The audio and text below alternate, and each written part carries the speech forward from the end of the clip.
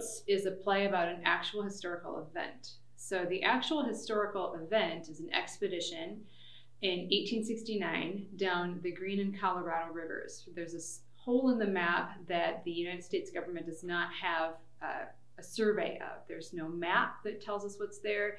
There's no survey of what things are in the area. And so a geologist who was a veteran from the Civil War named John Wesley Powell says, I can lead this expedition. We'll take 4 boats. We'll go down the Green River, and when it merges with the Colorado, we'll keep going down the Colorado, and we'll go through this Grand Canyon that people have told us about just to see what's there. We'll come out at the other side, and we'll join up with where the map has been complete from people exploring from the south up.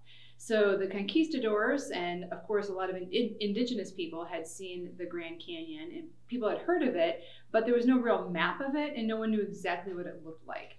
So John Wesley Powell finds 9 men, and says, let's go exploring and map what's there. So the men on this team include hunters and trappers and people who had been in the army, a cartographer, a map maker, and people to cook, people to just help portage the boats. And they take these 4 boats, which are really not made to run a rapid or a river that is like the Colorado River, but they didn't know what else to use since there wasn't really a river for them to compare it to, and they go on this journey. Only 6 people actually make it to the end of the trip. 1 person walks away from the expedition, 3 others leave while they are in the Grand Canyon, and those 3 people passed away.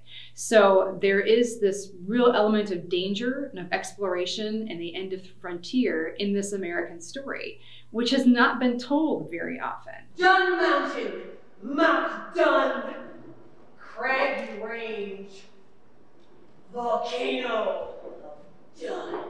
However, when the playwright Jacqueline Backhouse was writing the play, she realized that sensibilities have changed. The way that we understand the lives of indigenous people, or the way that we understand even just our approaches to science, are so different than they were 150 years ago, that looking at it from the 21st century perspective meant there were some ways that we could understand it and understand what it means to be a human in a really interesting way, to think about this expedition, but also to think about looking back at that from a modern sensibility. She also, as she was writing the play, said, I thought it would be really interesting to play these characters, and was reminded that women almost never get to play these kinds of characters, adventurers on this kind of journey, because in history, they were often not allowed to go or were not recorded as people who were going. So she decided to write a play in which the protagonists are based on historically people who were men, but can be played by actors who are not. So the script is very inclusive for women and non-binary, trans, anyone who identifies as something other than male, to be able to take part in the show, or who doesn't identify as straight male to take part in the show. And it's also deeply encouraged for people who are non-white to be a part of the production, to help fulfill a better or truer picture of history, and to invite audiences to reimagine this historical journey with this perspective. Bringing that journey to the stage means, how do we help the audience to understand what it's like to be on a boat in a river, on a rapid, with them never leaving their seat in a theater? And how do we do that in a way that really uses theater to tell that story in a really interesting way?